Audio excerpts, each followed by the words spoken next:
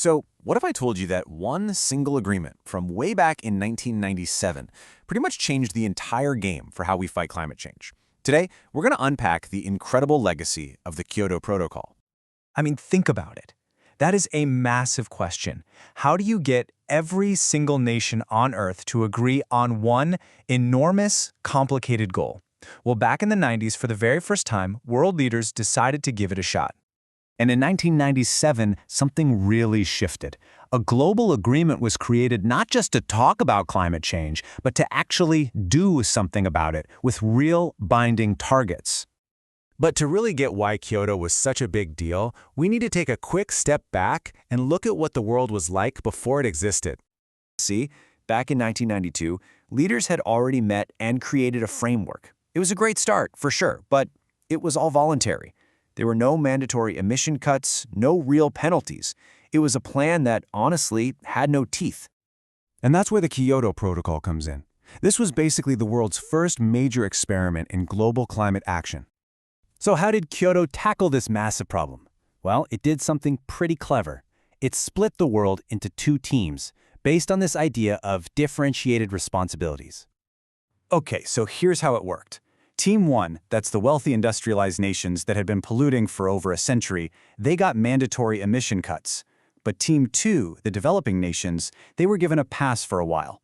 The thinking was, it just wouldn't be fair to slow down their economic growth right out of the gate. And the goal for Team 1 was super specific, a 5.2% cut in emissions compared to what they were in 1990.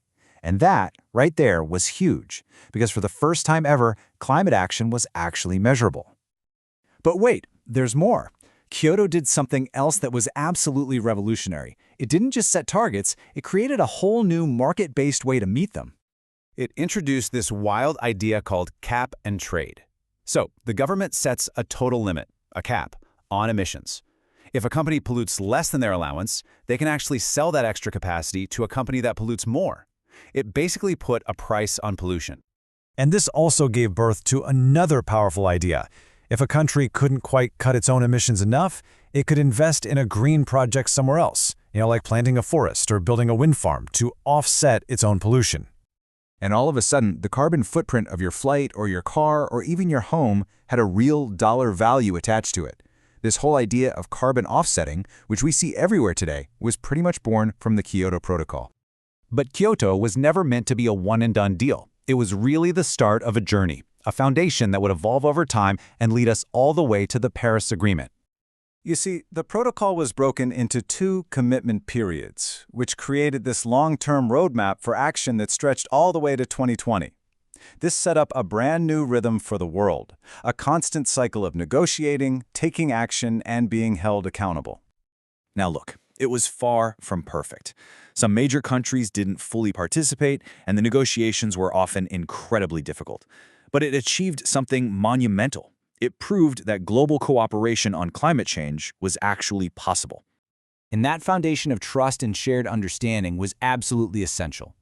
Without all the lessons learned from Kyoto, both the good and the bad, the more ambitious 2015 Paris Agreement, which guides the entire world today, probably would never have happened. So, what's the big takeaway from all of this? I mean, why does this agreement from almost 30 years ago still matter so much today? Well, I think the best way to think of it is like this.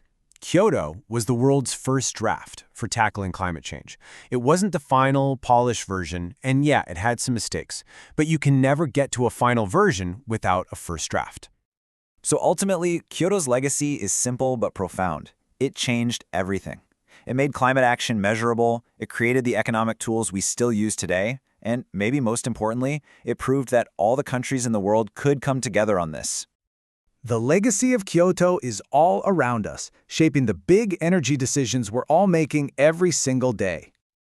If you enjoyed this breakdown and want to understand more about the complex world of energy, make sure to subscribe for more explainers just like this one. Thanks for watching.